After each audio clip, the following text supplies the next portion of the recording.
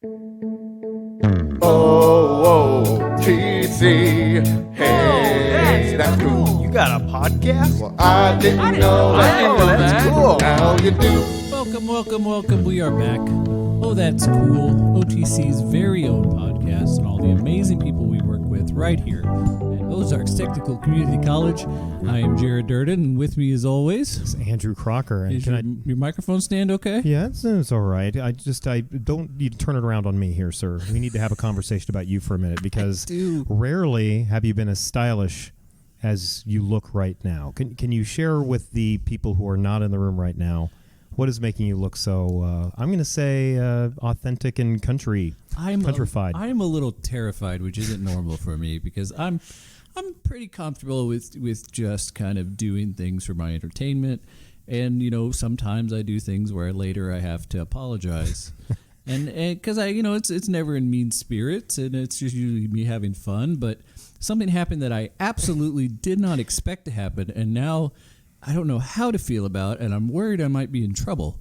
So we were at the picnic, and the very kind and generous Norman K. Meyer, who was our first ever chancellor, and whose building is named after that I basically live in on this campus, has this amazing hat that has this green ribbon on the brim that's an OTC. It's an OTC hat from one of the spring picnics in the 90s, right? Yeah. So it's it's a classic.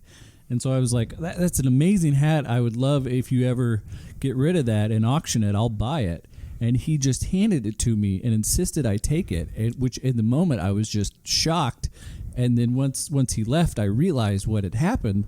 And now I don't know what to do. I can't keep this. I'm gonna go to Dr. Higdon's office and apologize. Yeah. I guess and say, hey. I don't know why this is. Maybe we need to shine a light on this. I don't understand why this is because you didn't do anything wrong. I know, but it doesn't feel right. It doesn't feel right. It doesn't feel right. I feel like I took a scholarly gentleman's hat. Of course, we're not releasing these episodes at the same time. We just got done hanging out at the picnic. Did you enjoy yourself? You ran a very dangerous booth this time around for the physical sciences, didn't you? It's not dangerous. You had a bed of nails. Right, but it's nails. Physics. Yeah. I mean, everybody survived and had a great time. Okay. I had an injury. You had an injury? Hold on. We are being joined by a guest. Let's get her in now. This is Jared's in Trouble episode. Well, let's go ahead and introduce our guest. Coming to us from the we'll let you introduce yourself. Go ahead and introduce yourself on the mic there. Did you forget what I do? No, I just now I'm Jennifer in trouble. Dunkel, and I teach English. Jennifer, can we please put long overdue to put Jared on trial in the court of public opinion? What happened to you? Well, I did lay down on the bed of nails, and getting up, I inappropriately put pressure on one area, which you're not supposed to do, and I have nail marks. So you have to no blood on my arm. I went to the restroom to wash with soap and water. Oh no! Yes, okay. But tetanus is all up to date, so. Jared, you got. Well, I won't be bringing this one back. Well, what you should do is what they had human foosball, and if you elected to play human foosball, you had to sign a waiver for personal safety, and so that's what you need to incorporate next time. Although still doesn't cover all the basics because I never played, but I observed foosball and still got destroyed. A ball smacked me in the face and knocked my glasses off.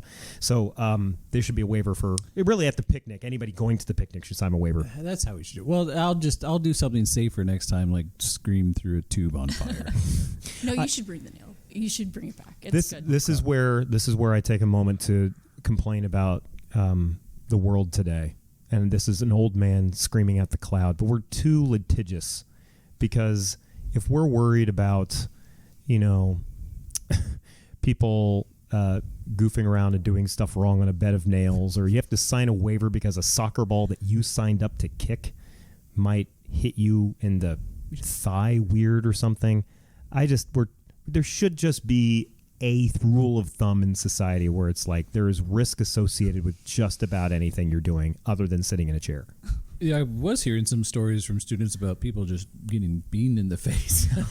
That's right. I think we heard a couple of those. So anyways, I just want to start off by saying that as I was telling you earlier, I'm a little red in the face because I don't think it's a secret. Anybody who's listened to this podcast on a regular basis knows that I really, if there is a Mount Rushmore of instructors at OTC who I feel like are not just good at their craft, but also just have a really good feel for what role the college plays in our society and what the college is capable of. I'm at the table with two of them now. I've kind of sang Jared's praises before, but Jennifer Flynn, man, I'm sorry, would you prefer to go by Flynn or Dunkel? Well, Flynn is my main name. That's what I am on OTC faculty Facebook page. I just, so much of what you've done over the years, I am such an admirer of. How do you do it? Where does it come from? You're really just a great feel for what this college does for the community and what we as faculty can do for the college. Where does it come from? Well, that's really nice of you to say. I don't know where it comes from exactly, except that it's just always been there. I love working with students, and I really like our group specifically. Community college students are the best students to have. For students. You love working for students because I shared, I sat on the Strategic Planning Council years ago when you gave a short presentation about a service you provided for, what was this? You and a couple other people had volunteered to do some child care on behalf of students. Yes. I heard that, and I mean, my ears have been ringing since. Oh, okay. Such a great idea. What was it? So that was actually an advising project. Okay, to back up. Yeah. In my classes, in Comp 1, I let my students explore different areas of problem on their campus, and we look at higher education and statistics and which groups of students are more successful and which ones have more barriers. And at the end of that project, they propose a solution of sorts, something small. It always has to be something small. We talk about how real problems actually have really small solutions that add up to a bigger solution. And so that was actually an idea that students had found, is that parenting students, we also look at working students and a variety of other students, but parenting students struggle to get their needs met on campus because they go to school and they go home and they take care of their kids. And advising at that point was one of those issues, that the advising offices were closed when students went home. And so a student group had proposed after-hours advising. And then at that same time, there was a LINS group, or a LINS grant. I don't know if you remember those. No, I do not. Preceded the innovation grants. And I had proposed to that group, what about an after-hours advising session where we bring in advisors, connect them with any student, but really target it for parenting students, and to allow them to bring their kids, where we would have designated childcare available. So it was after, I think it was like 5:30 or 6 o'clock in the evening. We had food, we had snacks, we had games for the kids, and then we had a separate room for those parenting students to get advising. And this was a collaborative project with Erin Dooley. So I was really excited to work with her. So that was a neat, like, cross-curricular or cross-campus. Erin Dooley, a very innovative member of this college, would be a great collaborator on just about anything. Who now works with Center for Academic Innovation. Innovator herself. Yeah. I am not overstating my opinion on this when I say that everything needs to change when it comes to childcare. Everything needs to change. When this was earlier this week, my kid had an appointment with her pediatrician. My wife takes her there. And my wife is taking classes here at OTC now. She's taking a class here. What you taking? Organic chemistry with my. Diane Thompson. Yeah. Thompson, neighbor of mine. Yeah. Anyways, Thompson. Okay. Diane Thomas. Anyway, she's great. Has been great. My wife loves her. So anyways, I mentioned this because after the doctor's appointment, she brings my 7-year-old over here, Adeline, and she says, can you take care of her or what? I don't have any classes at that time in the day. So here at the OTC library, they have a family study room where you can do your studying, and it has a bunch of stuff, including books and movies that your kids can entertain themselves with. This is two things. First of all, it's the hidden secret that shouldn't be at OTC. Not every time I mention this, people are like, we have that here. We do, and I was productive the entire time that my kid was here because I was able to get work done. She was able to entertain herself. Second of all, they need to expand it. Here at OTC, somehow, if I'm the emperor of OTC, I would figure out a way to expand it. And we just need, every job on the planet needs to have that. I'm very fortunate to work a job with flexible hours and this opportunity. What would you say? 85, 90% of jobs do not have that. So I don't know. I just, when you said that years ago, I thought to myself, this is the soft underbelly of society is childcare. It's holding everything back. And how can we fix it? You could also just send her over to our lab. We got the bed of nails, we got the Rubens tube. So let's start off. I'd like to first, for our audience too that doesn't know you as well as Andrew, tell us a little bit about yourself, your relationship to the college. We've already heard about, outside of the classroom, some of the work you've done. Just give us an idea of who you are and the work you've done here. Sure. I've been teaching for 21 years. My career turned as old as legal drinking age, so that was pretty exciting this year. You're not a pioneer, are you? You're not a OTC pioneer. No, 21 years total. Okay. This is my 17th year full-time at OTC. And let's see, I have a bachelor's degree in English from Truman State and my master's degree from Missouri State in composition rhetoric is where I focused. Silly question. First of all, what year did you go to Truman State? Truman State was 97. Okay, all right. 2000. I went for a year and a half. That what they say about colleges, stereotypically, why people love them so much. In theory, it's because everything's walking distance and feels very. Truman State is the embodiment of that.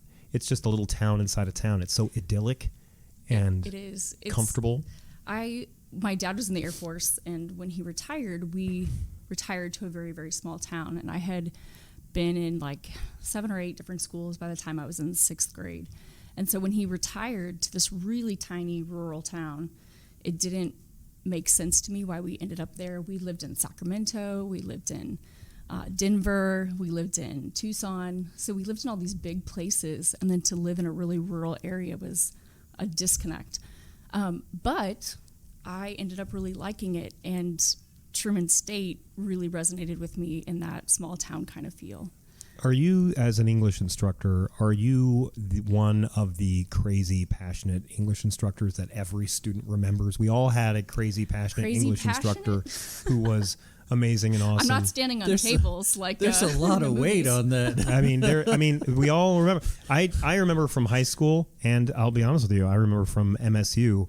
My crazy, passionate English instructor was Barry Talbot, who works down the hallway. She was an instructor of mine when I was at MSU. Mm-hmm. So I just think that everybody has that English instructor when they're coming up who opens their eyes about like books and writing and how to express themselves, because it is kind of like gaining a superpower once you can appreciate what books are trying to communicate to you, and when you can start put more rhetorical flourishes into life yourself.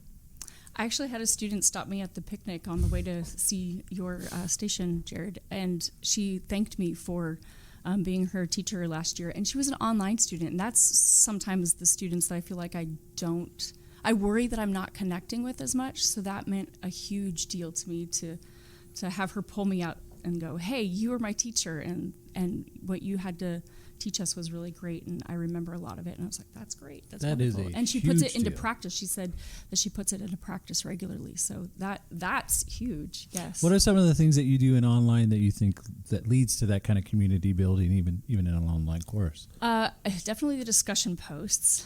We do a lot of, so everything that I do in my class builds, and I have them read a lot of articles that are essentially about themselves. So different statistics about student populations. We talk a lot about parenting students, working students, low-income students, first-generation students, and so I think resonating with that content. And so the discussion posts are often about that. As far as anything different goes, my online classes, if I were to be honest, I feel like my online classes need a lot more work. I like what I do. You are in good company feeling that way. But I know I could be better if I had more time and more reflection, and there's a lot that I want to do with my online classes. I think that's every good teacher's motto, right? Like, this could be better, right? Can I metaphor this a little bit? An online class is not unlike a long-distance relationship. I have been in a 3-year long-distance relationship that I just feel like it ran its course, but I feel like it just matured by the time it ended to about 11 months or a year. And it's because when you're with students in the classroom, you can tell immediately what's registering, what is not, and what you need to pound more. But you don't really get that feedback from online students unless they're one of the extraordinary ones who goes above and beyond and contacts you on the regular. Most of them do not. And so you have no idea. It's until you get your reviews at the end of the semester, what was working and what wasn't working. Do they even like the lectures I'm recording for them? I mean, you don't know that until months down the road. And so it's a little bit like, to mix my metaphors here, it's a little bit like a mountain covered in fog that you can't see, and you have no idea what the mountain looks like except for when you throw a rock at it, what direction the rock bounces off of. But that is the unique challenge of online instruction. And honestly, somebody that kind of has their craft down as much as you do, the fact that you still struggle with it. I do one thing that I really, really like, and I would highly encourage anybody to do, and I think it builds relationship immediately, and that is I do one-to-one Zoom conferences with them in the first 3 weeks of the semester. Mandatory? I do it as my proctoring event. Okay. So I have it all figured out how to do that. It's very time intensive, and it's a little tricky to schedule.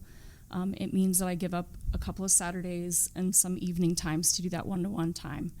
But it is so important to me that they know that I'm a person and not a computer, and that I'm there on the other side.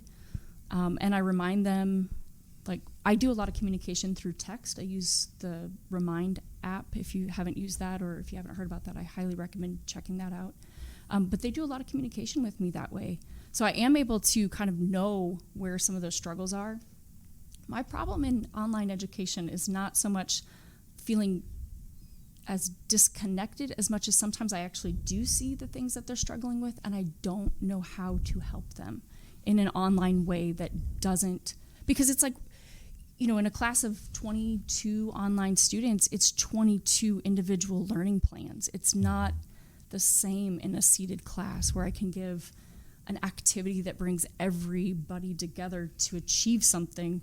In the online, it's like, I have this activity, but they're going in 22 different directions, and I have to try to figure out how to handle that. And I feel overwhelmed often. In online, not only does it seem to be this way, but I feel like this is how most students approach the online classes too, is everything is just assessment. And so you always know where they're at because all you're doing is constantly assessing knowledge, that you really haven't had the opportunities like you do in the classroom to help build and negotiate, and right. And I feel the same way. Like I can look at their work and know where they're at and know their difficulties, and they can communicate their difficulties, but I don't have them in a classroom to give them the activities that they need to build on or to have the conversations with them. But I really like this idea of kind of using a Zoom event as your proctor, because if I'm familiar, I'm married to a composition instructor, and I know how much a part of the seated classroom to this idea of you take a day for conferences and how effective that is in helping with students one-on-one and writing and just building that relationship. And it's something I'm interested in starting to do even in physics classes. It's just having that one-on-one time with each student to really connect with them, and so they can see I'm a person, and to kind of get that plan on what do you need in order to get to where you want to be. I like that idea. Can we get this episode to department chairs here at OT? This podcast should count. This Department particular chairs one, already listen to us. This particular one, this should be like professional development. Listening to Dunkel in the room, absolutely. Just don't say it, and it is. Right? just I will say that the best thing I did for my online courses was record my lectures in the instructional media studio. We have that recording room that you and I have both used, Jared, and I'll record my lectures and assign students to watch them, give them assignments based on those. And since I'd started doing that, and I've started doing it the last 2 years, I have had a lot of online students recognize me on campus and recognize me out in society, getting my hair cut or walking around, and they'll be, because I have no idea who they are. I've only seen like a picture of them once, that thumbnail that's the size of a pinky nail. And they recognize me and they hear my voice and they're like, I listened to 15 hours of this guy's voice over the course of the semester. So I do appreciate shortening some of the distance there. But to a certain degree, I think I have it easier than, people in composition because, I can, my courses can afford to have the instructor exist in a soundproof room. Whereas, composition instructors and other instructors, public speaking instructors is a great example. Need that interaction with a student to kind of help the learning curve, I think. Does that ring a bell? Does that ring true to you, ma'am? Is what I meant to say? I don't do a lot of lectures, so but I think you've identified maybe some differences, perhaps. One thing that's really important to me in both my seated and my online class is collaboration, and that's not something that I have been able to make the bridge over to online as much. But one thing that I have tried to do is use Google Docs more with my online students, and again, more of that discussion piece. Do you guys ever use Google Docs? Yeah, I do, yeah. With your students? Not with my students, no. Okay. But I do like the, as you say, collaborative nature of it. Okay, so this is, I think Google Docs is amazing. Okay. So having students share, so like 5 students share Google Docs, and then you can get on, right? And you can, so if you had a question with your political science classes, you could ask a question there instead of a discussion post where everybody could see it. I know that discussion posts can be broken out into like little breakout rooms, and there's other things there, but sometimes I feel like getting students off of a official site can feel a little bit more freeing. And asking them, basically leading a discussion instead of a lecture, or take your lecture and then move it into a Google Docs and watch what happens with the students interacting with each other and how you can jump in with that. And then you let them back and forth on the Google Doc? That can be one way. Something that I do is, and this is something that I actually do in my seated class, and I'm trying to figure out how to make it work more in my online class. But in a seated class, I'll give them an activity to write a paragraph together based off of whatever it is that they're analyzing from an article that we've read. And I mean, this is at the beginning of the semester. They don't know each other very well. So they do this, and I get on up at the front of the room, and there's like 5 groups, and I'm in each one of these documents, and I'm seeing live and hearing. I'm seeing live how they're typing this out. Like they're figuring out, what is my point? What is my evidence? How do I tie it together with transitions? And I hear them have these discussions in their groups arguing in a good way, right? Like arguing, no, I think it's this, or I think we have this other evidence that we should use instead, or I don't think that fits. And so I get to, it's a neat thing to be able to see it, hear it, and then I can type in privately to them and be like, I want you to think about this. And they're like, they see that I'm paying attention to their writing. How do you hear it? So this is in my seated class, right? So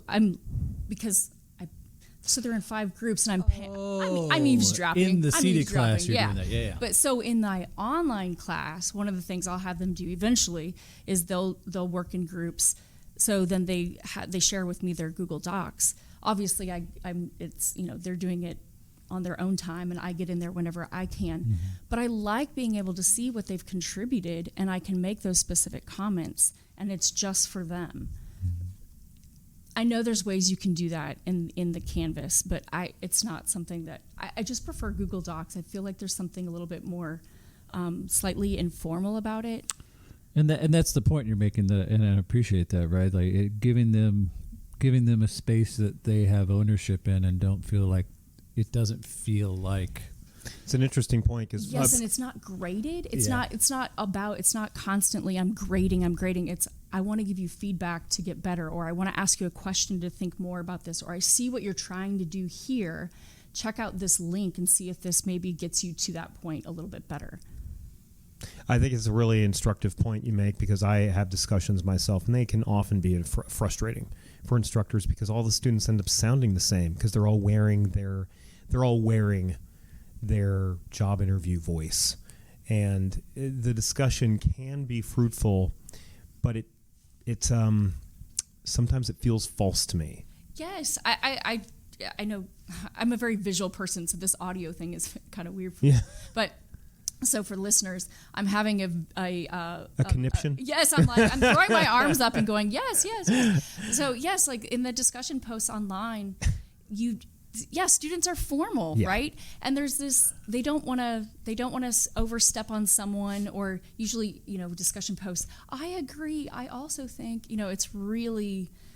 I really like how yes, you... and I'm like, I usually say, I don't care if you agree or disagree. Like, add to it. Like, give me some more evidence. Take this further. How do you apply it? What's the value of what we're doing? And eventually, I think they get to that point. But differences between seated and online. Online, I think, does take a little bit longer to get to that point. Seated, we can break down some of that formality a lot more quickly and in fun ways. But sometimes...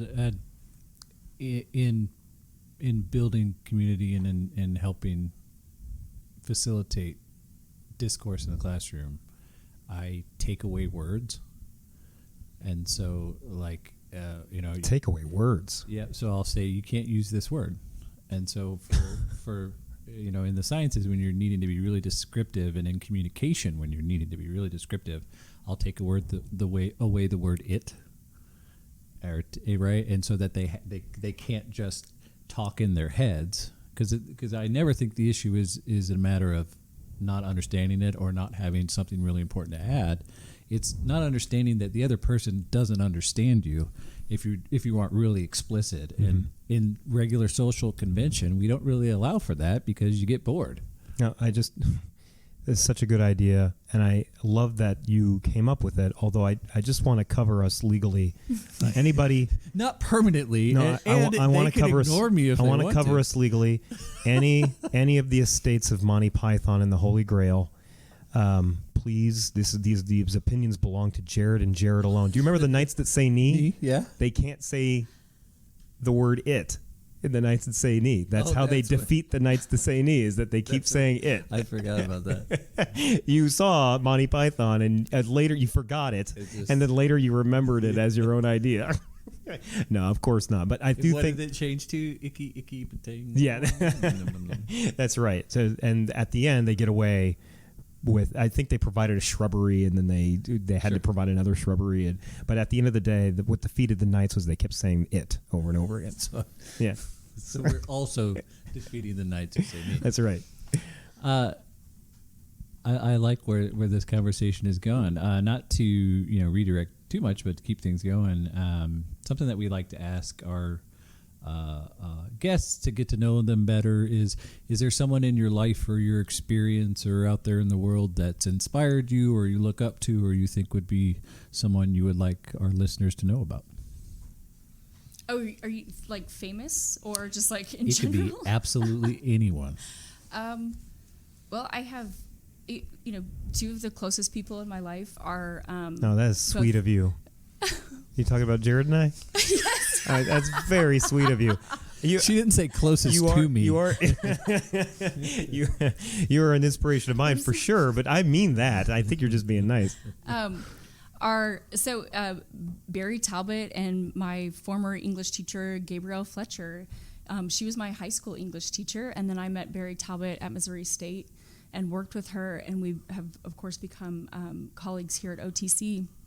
But these two women are incredibly inspirational to me in both my profession and just who they are. They're, I don't know, just good people that they love teaching, evidence, and I think that building community.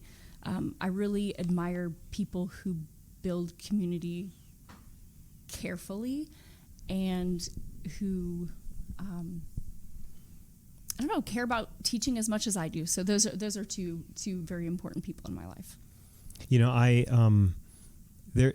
It is an art at a commuter college like this one to build a community, and I think it's going to increasingly become a challenge as a higher and higher percentage of our students become online students. But that number is never going to be 100%. Students are always going to want to take classes in person, and it just while there are some tricks to the trade, ultimately you just have to want to do it enough to create that community. You can't really slouch into it. And I do think that speaks to a genuineness in yourself and Barry Talbot. I don't think she's Dr. Talbot. I'm always so nervous about that. Okay. And to Jared and to several others, that they're capable of doing that. I think it speaks to talent, but it speaks to as much the want to in each of you and being able to do that. Let's get down to the nitty gritty here. Gumby versus Mr. Ed, battle to the death. Oh, I knew you were going to ask this, and I've been trying to think. So I enjoyed listening to other people answer this question. Okay, but I cannot. I have no investment in this particular question. I like hearing what you guys have to say every time you ask it, and the banter. So I came up with a question to ask you. Oh, now we're That's talking. fair. Okay. This is okay. This is the problem: is we keep picking these really outstanding instructors. Like Kara Griffin did the same freaking thing. She came by with questions for us. I am uncomfortable being in the executioner's chair here. Go ahead. So it's not an earth-shattering question, but it's a question I ask my students in the first week. Oh, nice. And it's one of those questions that I end up thinking about a lot. Okay, it's not earth-shattering, okay? Okay. So first it's about food because I like food. But one of the questions I ask my students is, if you had to have the exact same meal for 2 weeks in a row, so 42 meals in a row, you can't change anything at all about your meal, what would that meal be? I eat chicken, broccoli, and beans every day for lunch. Oh, so you already do it? Would you do it for I'm breakfast very and dinner? rigorous. Yeah, I like chicken. It's good. So I have every time I go to a restaurant, I order one of two things. I either order a burger or I order something else, and I just wish I ordered a burger. So I think I would. For 42 meals in a row. Do I get to change up the burger? You do not. So I can't have like a White Castle sometimes. Oh, it it is in a row. Breakfast, lunch, dinner. 42 meals in a row. 2 weeks. I could do chicken and broccoli. You know what? A meal that might work 42 times in a row would be a Chipotle burrito, because I could focus on different ingredients every time.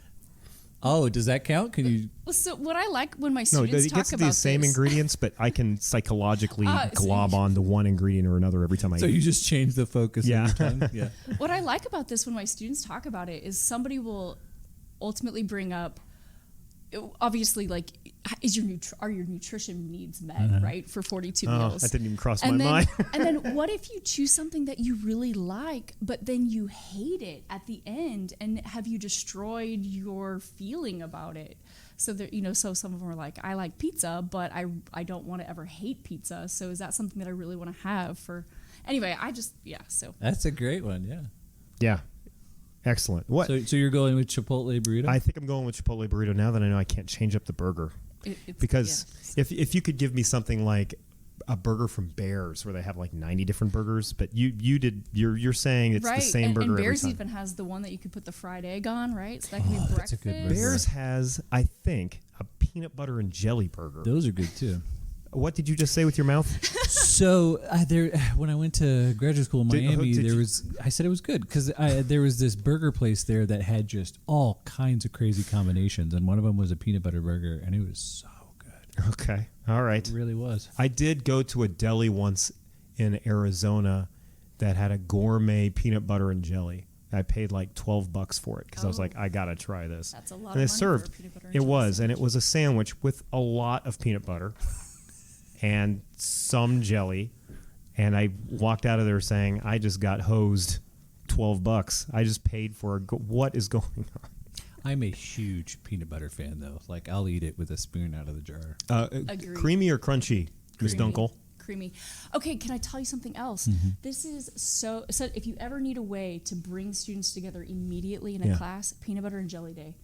Now, I haven't been able to do this since COVID, right? But before COVID, when my classes would get cut, it's about week 3, week 4. There's like a little bit of like Carly and I was having this exact conversation last night. something about that. They right? get grumpy. They get a little off kilter. And all of that newness has kind of Yep. worn off, right? Okay, so then I am like, all right, peanut butter and jelly is the cheapest thing we can bring in. So somebody sign up to bring in some bread. Somebody brings in peanut butter. Somebody brings in jelly.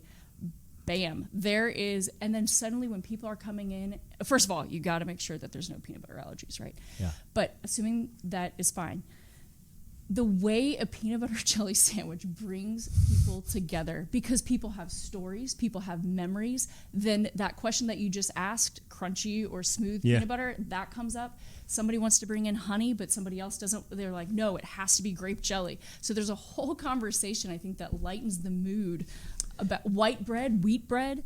And that was kind of the solution we came up with, was we just needed a fun day. Like, we need to just play again. How do we give them the opportunity to do that? Peanut butter and jelly.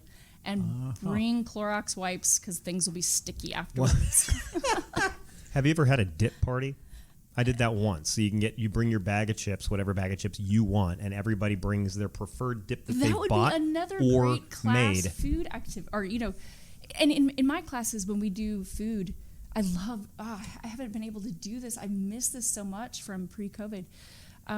Just food brings people together. Yeah. And I think just breaks down whatever walls might be there. It breaks it down. Students are more willing to talk with each other. They're more they seem more. I seem more approachable. The classroom seems more approachable. Everything just kind of. This was just a theme on. Have you guys ever seen Reservation Dogs? Isn't that a show about a bunch of youth in New Zealand? Am I getting that right? No, it's No, it's a movie. No, it's That's a TV Reservoir show. Dogs. That's Reservoir Dogs. Reservation Dogs is about tribal communities, and it's youth in this tribal community and that live on a reservation, and kind of their life. But there was a theme in the last episode. They do this cool stuff. It's if you're familiar with magical realism, they do this cool stuff with that where you're never sure what the reality is, but it's all very thematic about their history and their people and how they communicate with each other and how they tell stories. And so the last theme was about, when you get people together, give them food, they're a little more open, they're a little more relaxed, they're going to talk a little bit more. So yeah, and if you haven't, it's a great show. If you haven't seen it, it's very interesting. Plus, food in general, we shouldn't underestimate that for college students. Food and college students. They are college students. Feed them much as you can. When I was an undergrad, I would go to clubs just when they offered food. Yeah, that's 30%. And I would plan my whole 30% of politically schedule out. Active's draw is the free pizza. Yeah. And students, I have students every time I bring up, because I try to promote them in my classes as well. Hey, we have a meeting coming up. We're going to be talking about the thing nobody wants to talk about. Come to it. And they'll say, do I have to talk if I come by? No, come get pizza. Hang out. Come get pizza, eat it, and leave. Just come on in. And most of them are like, okay, if I'm in the room, I hear the conversation, my stomach's full, I'm in a good mood, I'll listen to what people have to say. And that's 30%. I'm just shooting from the hip here. Probably 50% of what makes the club work is that we will feed you occasionally. So I love this peanut butter and jelly day idea. Yeah. Honestly, anything that is inexpensive food is a hit in a class. I used to stop by Price Cutter on my way to class and get the brown bag bananas, the ones that they maybe have like 2 days left at most, and those would 49 cents, and they would go so fast. A bag of oranges, a bag of apples, granola bars, and even I think sometimes like I would bring in I have a big red bucket in my office and I fill it with snacks, and I just have a note like, take it if you want it, and don't feel obligated, but and you don't have to eat it in class if you want to take it with you on your way out. But there's something about that. I don't know. Food just breaks down barriers, I feel like. Man, and I think that's the difference between your class and mine, just in their nature, is that I do feel like students will think about my PLS 101 course as a class that they're taking. But just based off some of your descriptions and what you're talking about here, your course does sound like an experience that they're having and making themselves. That is a really nice thing to say. I really appreciate that. Yeah. Thank you. I never really thought about it like that, but yes, I think. Because one thing there's only so much I can do. The most I'm trying to do is I'm trying to make the course feel more immediate and less sterile. And I'm playing checkers on that front, and you are playing 3-dimensional chess, no question, with some of the stuff that you're able to accomplish by these things that on their face don't seem academic. The peanut butter and jelly doesn't. It's yes, not exactly. academic, but it is aiding every part of the academic experience. And that's just stuff that my linear brain can't germinate on its own. But I love listening to these ideas from folks like yourself. Kara Griffin, my colleague, has a lot of these great ideas as well. But that's such a great gift that you're giving them. And it's sneaky. It's just sneaky. You are helping every part of their academic experience. A lot of sneaky stuff that I do. Do you guys ever use groups in your classes?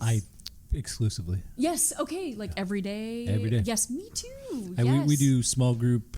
So they kind of go through the cycle of they work together in small groups and then kind of like you do in the science community into a publishing, and we get together in a large group. Oh, okay. That makes me feel okay. So let me ask. At some point. Let me Yeah, ask you absolutely. guys, as somebody who's operating on the ground floor, a couple floors beneath you guys in this field, when I do groups myself, but I do it on a very limited basis. Mm-hmm. I've shadowed your class, and absolutely, I saw you working. And I think many instructors in my shoes are reticent about groups. Please shoot me down or correct the record. What happens when you get the group that is sitting in front, they are plugged in, and then there's the group in the back quadrant, and they are not as plugged in? How do you, Jennifer Dunkel, rectify this situation? So first of all, I need to explain that I'm getting very, very animated Yeah. because talking about collaboration. And I like it. group work, Normally, Move into a video podcast. territory. normally we get a bunch of people in here that just gently nod at me. No, I'm like throwing my hands up. Vicky and McDonald, I'm looking wanna- at you to just sit there and are very polite. Meanwhile, you're doing little chair dances over there. Go ahead. I'm so excited about group work. So, okay, obviously, you and I, Jared, have never talked about group work, so I don't know what you do. But I do think the thing that we automatically have in common here is you're doing it every single day in your classes. And I do the same thing. And I think that From the first day. And when you do group work every single day, that dynamic that you just described where the quiet group in the back, I think that starts to go away at some point. Also, for me, in the first 8 weeks of the semester, I choose their groups randomly, and I call them low-risk activities. Everything that they do in the group is either, if there are points assigned, it's automatic. It doesn't matter if they get it right or wrong. It's automatic. They're low-risk activities. So their grade is not impacted by the group, whatever's happening in the group. In the last 8 weeks, that changes, and they choose their groups based off of their experience from the first 8 weeks. So in the first 8 weeks, I have them they're not allowed to work with anybody twice, pretty much. Like I try to keep it, moving around as much as possible. There's an article called The Art of Collaborative Learning, Making the Most of Knowledgeable Peers by Kenneth Bruffy. 1994, I think, is when the article was. It's old. Oh my gosh, you are such a computer. Go ahead. But I use it with my students, and it guides how I use collaborative learning in the classroom.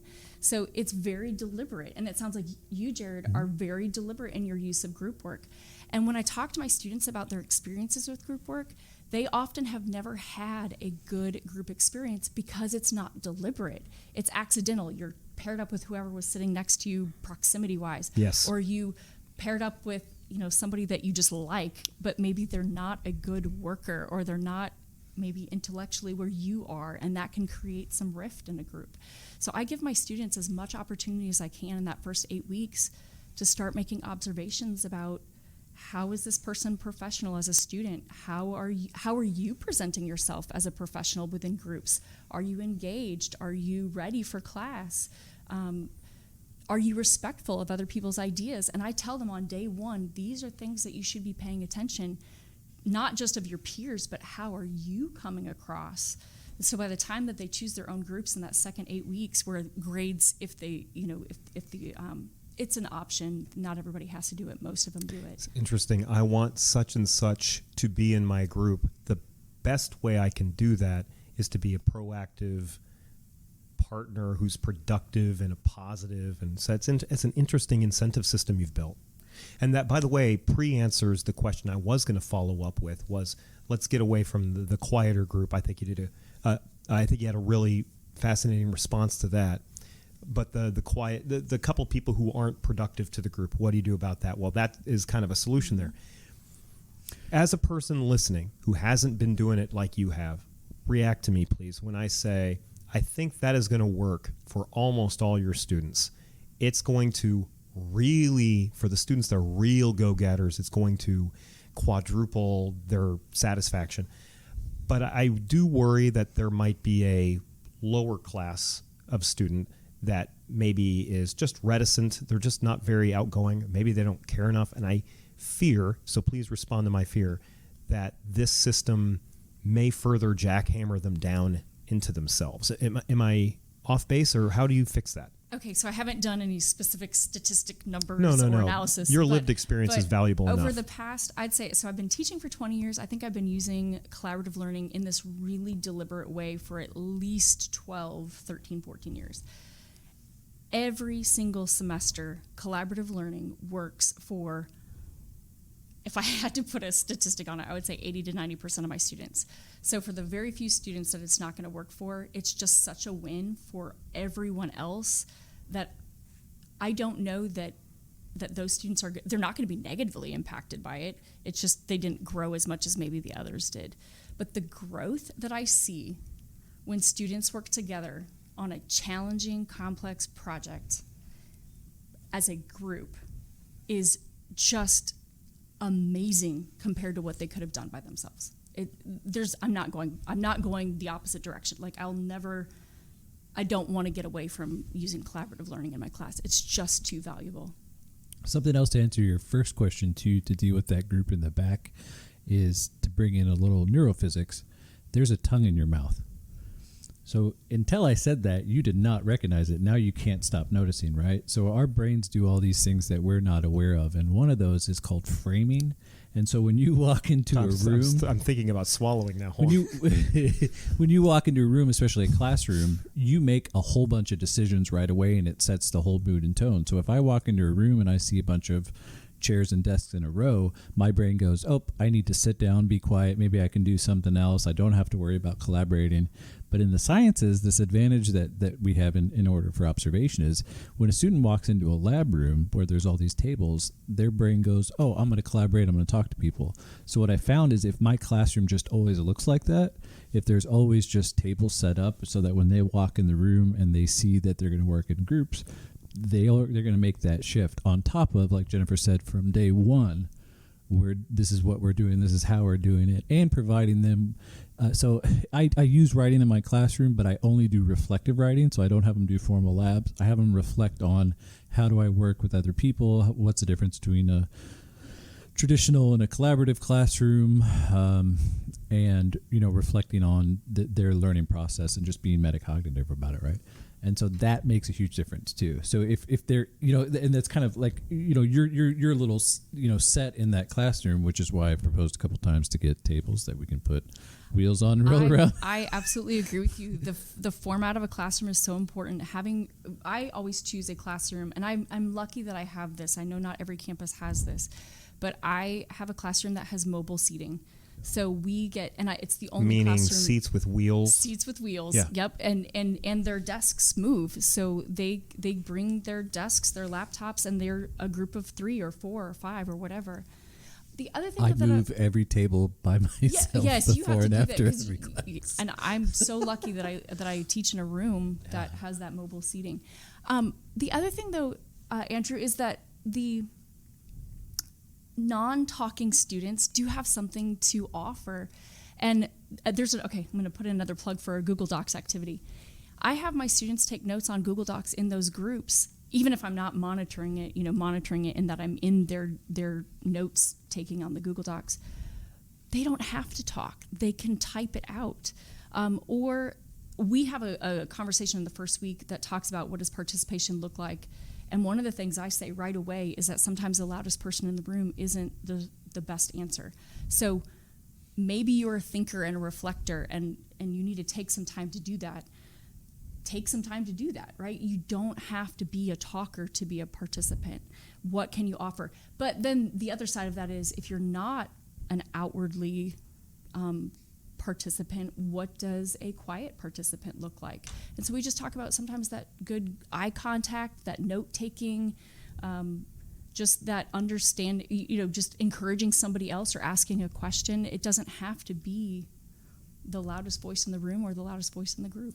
Since we have your amazing expertise on this process, I'd like to ask you about somebody else that I might very well have on my instructor Mount Rushmore would be Stephanie Davenport, who just is, you want to talk about a computer of a human. She has, as long as I've worked with her, has such a great understanding of how to run a classroom and how to exist on a campus. But she once gave a professional development presentation about group projects that I can compare and contrast a little bit to what you're saying. Mm-hmm. And just to be clear, different strokes for different folks. What works for Jared will not work for me, and vice versa sometimes. And the same thing with you and Stephanie. But she talked about how in these group projects, she may ask them to evaluate each other, and that evaluation that each of them receives from their peers contributes to the grade they end up getting. It doesn't sound like that's something that you do. It is not something I do. And again, different strokes for different folks, but why not do it for you and your course? So I used to, many, many years ago, I did. But this article that I mentioned, The Art of Collaborative Learning, Making the Most of Knowledgeable Peers, talks about the benefits of non-competitive collaborative learning. And so that in order to really build that trust, you have to have, it can't be a competition, or it has to be a willingness to engage for the sake of the project rather than for the sake of something else, like a grade, for example. And so Bruffy talks about what makes a group work, what makes it collaborative is you have to respect somebody's intelligence. You ideally should have worked with them in the past so you know what their work ethic and what they bring to the table. You need to like each other on a human level, have similar interests, and you need to be willing to give and take, because it's not about, group work might be there's a leader and everybody else does something, but true collaboration is there is no leader. We all have shared authority, and to trust each other that we do that. So to me, the grade component can affect that. So I'm not going to bring that into that dynamic. My understanding, though, with personal experience, and I have a degree in communication, in that small group communication research constantly establishes that even within the most equitable groups, there are people that take a little bit more of a leadership role, a little bit more of a supporting role, and so on. You're not discounting that necessarily, right? You're just trying to create a process that's as organic to the group. Yes. I think, too, one of the things we end up talking about, or what I see is, in the professional world, you have groups that you're maybe assigned to, like a committee, right? And the thing that binds you together is the committee that you've been appointed to and the committee's task. But we also, especially in this environment, have the projects that we take on our own. Like you two have taken on the podcast on your own. You have given each other authority, give and take. It seems like you guys respect each other's intelligence and you've worked together. It waxes and wanes. This is essentially like a passion project that you have voluntarily taken on, and you do really well at it because of that, right? And you're not forced to evaluate one another and put each other in a weird, authoritative, possible clash. So we have both. That's an excellent point. And again, I think it speaks to the fact that we're such great friends. If we did, that's a big part of it. It is, if we did have sometimes I wonder this, Jen. I wonder sometimes what OTC would look like if everybody. Have you heard of quiet quitting? Kind of the thing they're talking about now, where people are really just doing only their specifically designated jobs. What if OTC looked like that? How different would it look? And I think it would look very different. There'd be so much, first of all, that we're missing out on, of course. But would it even resemble what it is now? Would we even have things like a Republic campus or the PMC? I'm not 100% sure. I think part of the reason why any campus works, and if you work at other campuses or know people at other campuses, the passion is a necessary part of what makes that campus and that department, whatever it may be, work. You were saying something before I... Well, I was just going to say that and this happens in the classroom too, we can assign students to a group. And there's value in that. You are always going to be in situations in your life and in the profession where you have to work with people that you don't get to choose. But that does have a cap on what you can accomplish versus when you get to choose the people you work with and you get to choose the thing that you're working on and how you're going to accomplish that. So having autonomy in that group of how you're going to accomplish something. And that's what I do in my class that I see. That's another thing that I'm not going to change. When we get to a point project and the students choose their groups, it's a huge part of their grade. It's like a third of their grade, and they're choosing. It's you succeed together, you fail together. I'm not separating you, and they choose each other based off of what have you demonstrated in the first 8 weeks of the semester, and they have autonomy to do that project however they best see fit, as long as they meet my course objectives at the end. They can decide how to work, if they want to come to class and work, if they want to work off campus at a coffee shop, if they want me to work with them on Google Docs. They decide that. I don't dictate to that to them. How do you facilitate them choosing? Because what if there's one person everybody wants in their group? How does the process work? By the time we get to that major project at the end, first of all, I do give them an out. If you absolutely want to work on this by yourself, you can, right? By the time we get to that, though, they know that they know who they really work well with and who they don't. I assume over the course of the semester, like you're not springing it on them. They know that eventually they'll get. Okay. Yes, so they see it in the future. They Does have anybody been, get left out though? They have Does been it turn shopping. into dodgeball? So if that happens, I can usually one. I've been doing this for so long. When somebody is left out or somebody's going to be a problem, I can predict it very, very early on, and I can kind of steer away. That's the biggest thing. Sorry to interrupt. That's the biggest thing about collaborative and group learning that I wish people were more aware of, is just how well you get to know and constantly see and assess where students are at. As a quick example, you guys are doing a great job as a team, right? If you were told to bring a third person in and you had no choice over who that third person is, it would affect your dynamic. It could work out, but it probably isn't going to have the same thing that you have as a selected team with the autonomy of what you do as that team. So if I have 3 students in a group and a 4th person once in that group, those 3 people have to make that decision. I do not. And I will say that. I'm like, maybe this is something that you work on your own, but these 3 have a dynamic. That's the way it is. Totally want to try that experiment now, though. Just have a big. I wish there was some way we could do a random vote or We something need like a that. Price is Right wheel. And just one person we have to do an episode with, and then we still have a guest and see what it does. That is a fun idea. Sorry, I am just slightly off topic. Building from that, I am obsessed with small group communication because before working at a college, I spent a lot of my time working various jobs with like an office full of a handful of people, and you all work shifts. So that means sometimes I'm working with these 2 or 3 people, sometimes I'm working with a different 4 or 5 people, and just once that person shows up, the dynamic completely changes. And as Jennifer would say, it's because you guys were hired together. You didn't get a choice in who your coworkers were, and it does affect the dynamic. And sometimes, gosh, I get to work a shift with Jared and Jen. Yes, that's the 2 I want to work with. And you have you know what I mean? And it's not to say that you can't get things accomplished otherwise or be professional, right? Like we work on committees all the time that we don't, there's Dr. McGrady sent out the list of all the people who are on the different committees, and I was looking at them. There are like 29 people on some of these councils and committees. You don't get a choice of who those people are, and I think only, you have limitations on what you can accomplish in such a large group.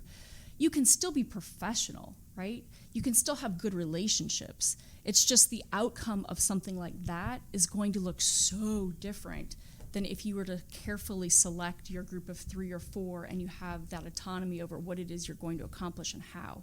It's just different situations, and I think it's important to have both.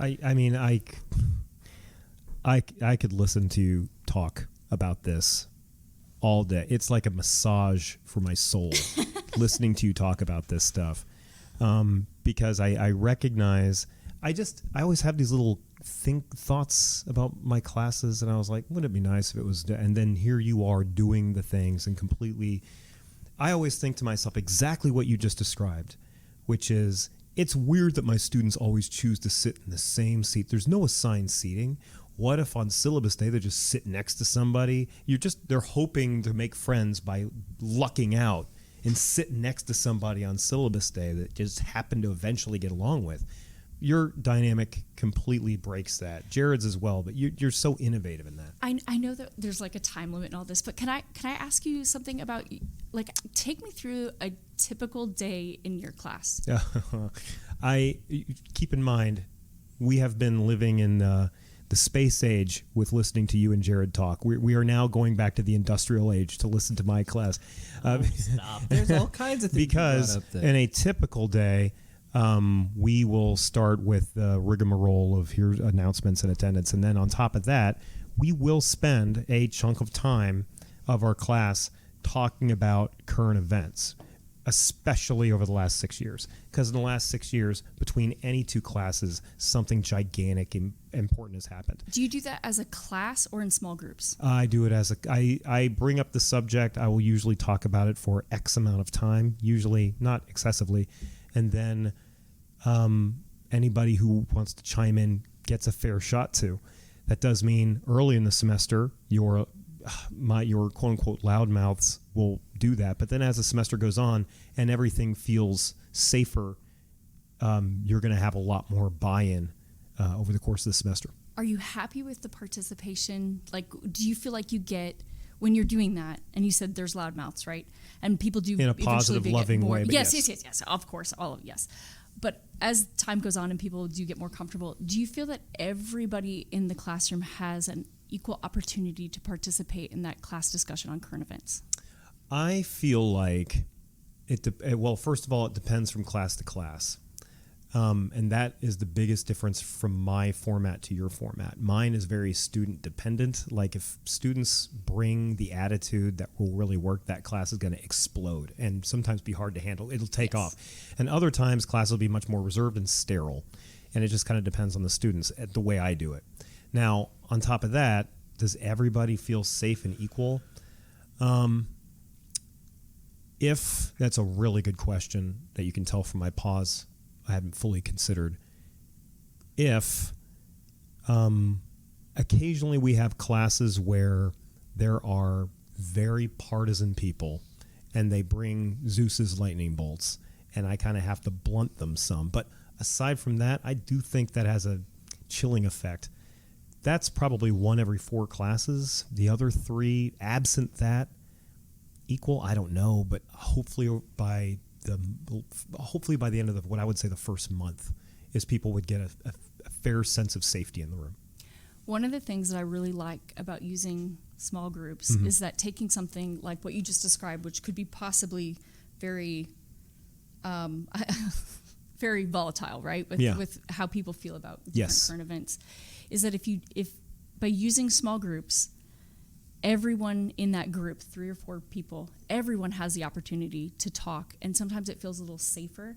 And that's one of the things that I like in my classroom is that if I were to ask questions to the whole class, it's crickets. Because it does feel really daunting, especially if you're talking about something that you could be wrong on, right? Nobody wants to be wrong in front of a public space. But then in the small groups, and I come around and I'm like, oh my gosh, there's so much good chatter about that. If you were ever interested, and I would love to know what would happen if you did, but to break out groups in that current events and to see like how many different voices you might hear as you go around and kind of hover. I'm a hoverer when I eavesdropper. And I will say again, and Jared can speak to this, I will do this for State of the Union addresses and presidential debates. Let's do that for those. And there, as Jared can attest, there's usually really good participation in the room when that happens. So there is something about breaking that down. And we talk about it as a class, but only after they get a chance to talk about it. Yes. And I do that in small groups is what I'm trying to communicate to people just listening and not looking at me and Jen doing hand signals to each other. Yes. So I will say that there's a social impact on that, and it's something I've always felt. If somebody invites me to a party, I don't want to go to a party. I want to go with my friend so that I have a fallback friend. Yes. Because if this party stinks, I will have the person I can fall back on. I feel that in my bones, Yeah. and I think students feel that. And so it sounds like you do small groups and then you come back together as a large Not class? enough. I do it a couple times a semester, but yeah. But I feel like participation just immediately Yeah. almost just skyrockets when you do that, and the students do feel safer. All right. There's an Well- article. Oh, sorry. No, I do think that speaks to clearly the next time there is a OTC social, Jen and Jared and I are going to be each other's fallback friends. We'll go, and if you're not striking our fancy, or if you're giving us hats that we didn't necessarily ask to be given, then we'll find a way Bacon to breakfast. slink out the three of us. We'll be at a Waffle House later, the three of us, trying to figure out what the heck just happened. You had something you were. Oh, there's an article that talks about communication differences between genders and how I'm oversimplifying it way too much, but male students will more likely speak out in larger groups than female students, and so another benefit of using smaller groups is that you do get more female voices having an opportunity to have a place to be heard. Language choices and how they speak too are different, right? Because and by that I mean, how confidently you state things versus hedging will change how much of the discussion opens up. Because if people go, oh, they sound like an authority figure, what they said must be right, I'm not going to question it, I don't want to be wrong, versus someone who comes in a little more passive and says, well, I think these ideas, and then opens it up for conversation, really gets things going.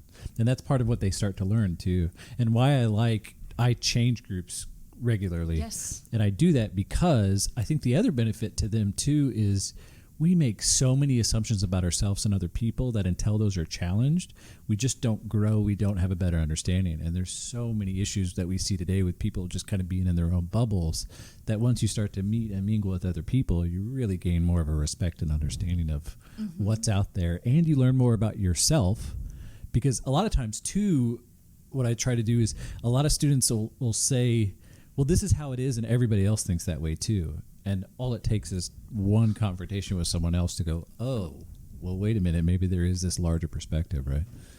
So the other thing I wanted to talk about before we don't want to keep you too long, you have recently joined on to a leadership role in the student learning experience task force. I had to get the whole name. Yes. And if you would just kind of share with our listeners, those that aren't familiar with it, or we've been kind of across the college been hearing more and more about it. Tell us just a little bit about what that is and your role. Yeah. So the Student Learning Experience Task Force was actually created, I believe, a year or maybe even a little bit longer ago. So this is they're in their second year. And I was brought on in August, or I was invited to be a part of the steering group with Julie and Megan. Julie Coltharp with the CAI and Megan Weaver. So we are looking at collecting data, and it's a very large group. The task force is, I think there's 20 or more people. If I could assemble a holy trinity of learning stratagem, it would be you three folks. I mean, all three of you. So we aren't the ones who are creating the thing. It's like we're collecting data, right? We're collecting data from students. So last year, the group focused on student surveys and what are students looking at as far as their learning experience. And let me back up. I brought the charter statement here because I think this is really important to have. So the problem we are trying to solve is the college realizes that not every student is getting an optimal learning experience. How can the college get closer to ensuring that they do? And the purpose of this is to thinking about what the student learning experience is the relationships, processes, and perceptions that support and directly develop student learning. So how do we help grow that? How do we help that more students have an optimal learning experience? And then the outcome of this is going to be a written report to Dr. McGrady that outlines 5 viable recommendations that are going to be really broad in scope, that and then she would look over those and decide what happens next. But those recommendations are coming from the data that is collected. So Jared, you are on the group, and you actually you know way more about this than I do, the group work that you've done on that I'm not so good with the SIG. Blah, blah, yeah, blah. right. Yes, I'm going to admit, too, that I am in quite a few committees, and sometimes I don't always realize which one I'm in, because a lot of them, to be honest, should and are very much integrated, yes, right? Yes. And so, so But there's... collecting the student voice on what their learning experience was, the interviews and the surveys. So that was SI, one of the SI groups? I can't do the SI Because the other thing I was on a committee within SLE as well, and okay, so in that we had tried out, and something that I'd like to expand and do way more of, and this could be a chance I want to bring this up. We did interviews with students one-on-one. Mm-hmm. I think we should do a lot more of that, and I think we should be a little more thoughtful about. There's this great analogy someone made when talking about statistics and when you take data, right? And so in World War II, these planes were coming back. And so they would look at the planes, and the wings were all shot up, and the tail was all shot up, and the nose was all shot up. And so where would you... So if you saw that, Andrew, you saw just a bunch of bullet holes in the wings and the tail and the nose. Where should we armor the plane? I'm familiar with this, Okay. but I will say that the common answer is if you have a bunch of bullet holes in the wings and the hulls, you need to get extra armor for the wings and the hull. But what we actually should be doing is what? What you should be doing is clearly, if the plane can return with all those holes in the wings and the hull, you need to be armoring, the more critical parts of the plane Where the holes aren't. Where the holes aren't, right? Because that's why they made it back. And the reason I bring that up is because when we're thinking about, we've been collecting so much data, and the data that we're collecting, I think it would make sense to think about carefully that analogy, right? And based on the question what we answered. And I say that because I want to interview the students that are late to class. Yes. I want to interview the students that aren't coming to class. I want to interview the students that aren't already sitting in the hall working with other people. They've got holes in their wings, sure, but they're also the ones, when I was interviewing them, were telling me, oh yeah, I used this student service and this student service. Yes. But I didn't have access to the student that just didn't come that day.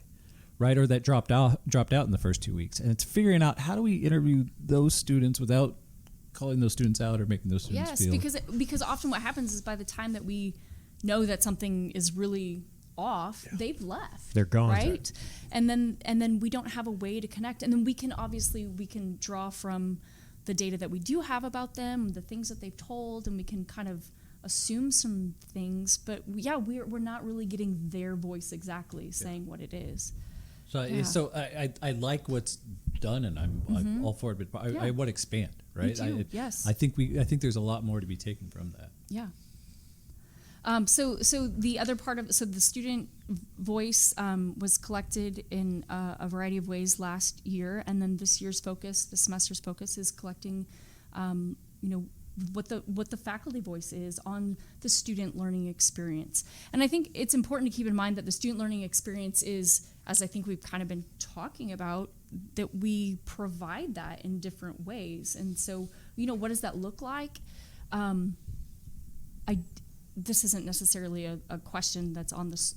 So the survey will be coming out next week, I think, to all faculty, and we definitely want to have as many faculty as possible take this survey, because the more voices that we hear, it gives us this bigger, better, more holistic picture about what's happening. Also, to mention, it's completely anonymous. It is anonymous. It is completely anonymous, and we really take that survey. Take that survey. Let us hear your voice. Yes, that was a really big point of conversation with the survey. Is there is kind of that undercurrent of, wait, can some of my comments be tracked back to me, and will I give an honest answer?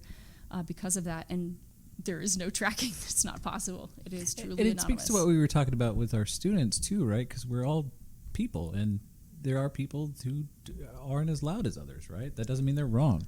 There are people that don't think that what they have to say is useful, but it absolutely 100% is, right? We want to hear from all those people. Absolutely. And so one way that I think that we can try to encourage as many faculty as possible to participate is that when you yourself get the survey, please ask those colleagues in your department personally, because I think that personal ask is a huge difference.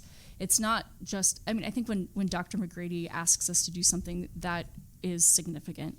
But I think like that peer-to-peer level, Andrew, I think of when you send out your politically active stuff, hey, will you put this out there?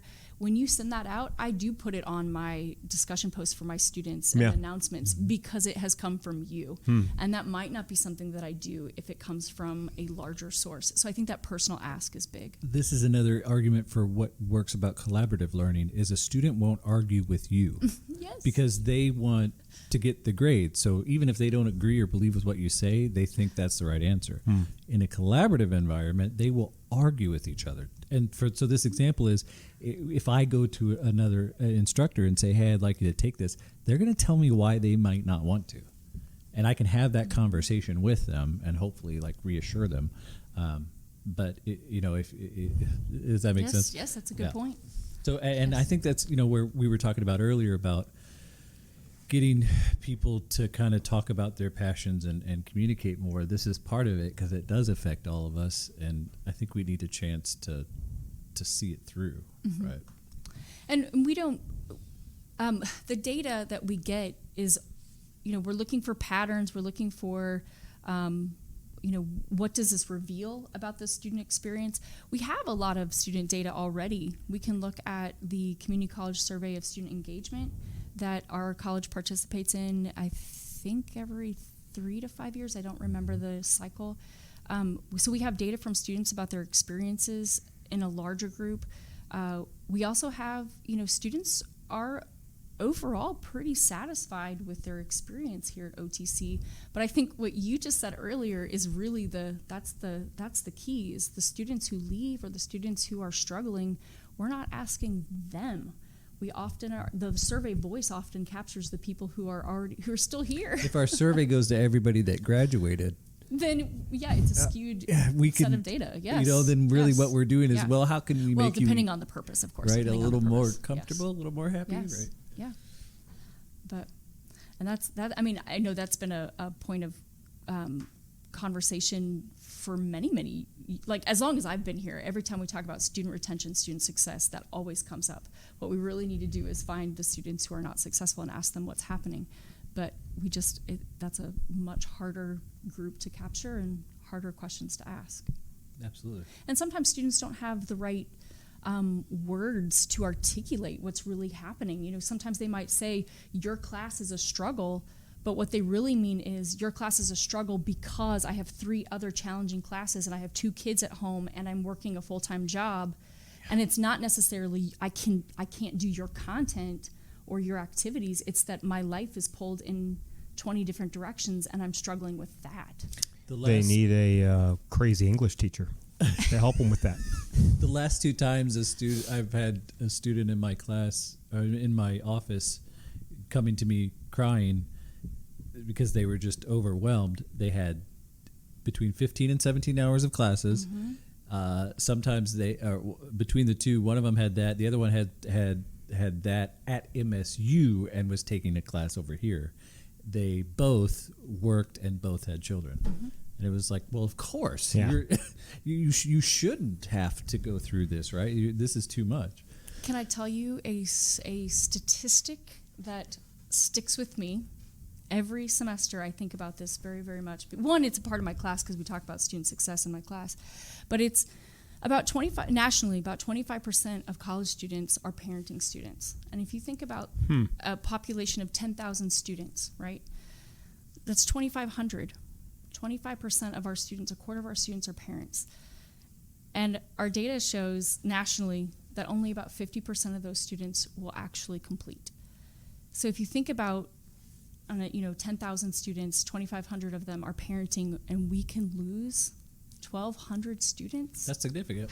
And the thing about it is, to me, is that when students come here, especially a parenting student, they want a different life. They have a hope for this, and they take on debt, they take on time, they take on all of these additional responsibilities. And if 1,200 of them, or 50% of our students who are parents, leave, I always think about this with my students when we talk about this. They do leave with something. If they don't leave with a college degree, they're leaving with debt, and they're leaving with time that they can't get back. And that is a huge, if we think about that. To say nothing of the fact that the impact on your psyche that experience would have. Yes, and so it can feel very overwhelming, I think, sometimes when we look at that data. But that's not necessarily about the student learning experience. That's identifying something that is, I don't know what we do with that. But I think it's an important part of the conversation that the students can't. I don't know what that conversation is, but it's more than what we can often tackle inside of our classrooms. Oh, that's a somber note to end on. No. I have other really sad statistics too, but. Well, I mean, it's an important reflection, and again, a reminder of what this goal is and why we're asking instructors to take this survey is and to reiterate is not instructors aren't in trouble, right? That there's not a wrong answer, but instead, as back to our theme, if we can collaborate together in order to help in this project of how do we help those students, that's where we're headed, and that's the goal. Yes, so maybe if I can go back to that statistic, how do we, and this is not on the survey, this is just a question to think about as faculty and the whole college, but how do we create an experience that can be more successful for students who statistically are not, whether it's that parenting group, the first generation group, the low income group. What are some of the things that we're doing in our classrooms that are maybe adding barriers where there shouldn't be, or, are we doing things that are tearing down those barriers so they are more likely to get to that finish line? So here's our challenge this week. So if you're not already on Teacher Talk on Teams, make sure you jump in and join in the conversation. One of the channels is called Oh, That's Cool. You can go back and look at the pictures from when I got my revenge on Richard Wells and moved his office from one to another while he was away for the first week of classes. Because don't forget, there's also that current challenge of have you pranked someone in your hallway or someone you work with, but that's beside the point. The challenge this week is jump on there and tell us what collaborative things do you do in your classroom? How are you using group work and group learning? Let's share some more ideas on that. Let's end on the highest note we can. Is there something you just want to brag about? Is there just something great that happened this week? Is there something really cool that you want to share with us? Well, I feel like I should brag about all of my students right now. I asked them to do hard reading. I asked them to think about complex topics, and they take that on with a positive attitude and a willingness to learn. And I'm having that's why we do what we do, right? Yes. To see the students get excited about topics that are important, So yes, that I'm bragging on my students. My students, I have given them a challenge, and they are stepping up and taking that challenge, and I cannot wait to see their projects next 2 weeks and then further from that. Fantastic. A lot today, Andrew. A lot. We've had a busy day. Yes, we have. Absolutely. Man, we couldn't have ended it on a bad. Is that our best episode ever that we just had? It's up there. I put that on the Mount Rushmore. Yeah, I want to keep having this conversation. I hope we can bring on some more instructors that would like to talk about bring you collaborative back. learning. Would that be okay? Bring you back? I want to talk more about collaboration with you and Stephanie Davenport and the other people who are lunch. Let's like anybody, but voluntarily, right? Right. Yeah. So it's let's swap articles. Too. You're not I've being got some called cool to the readings principal's from office. Report to Jennifer Dunkel. Well, let's start a club. Let's do collaborative learning club. Yeah, Yes. That's very meta. it happens. I don't even know if I can list all of the things. I'm just going to say, Andrew, did you know that? I did not know that. I didn't know that either. And now you do. Thanks so much. Thank you.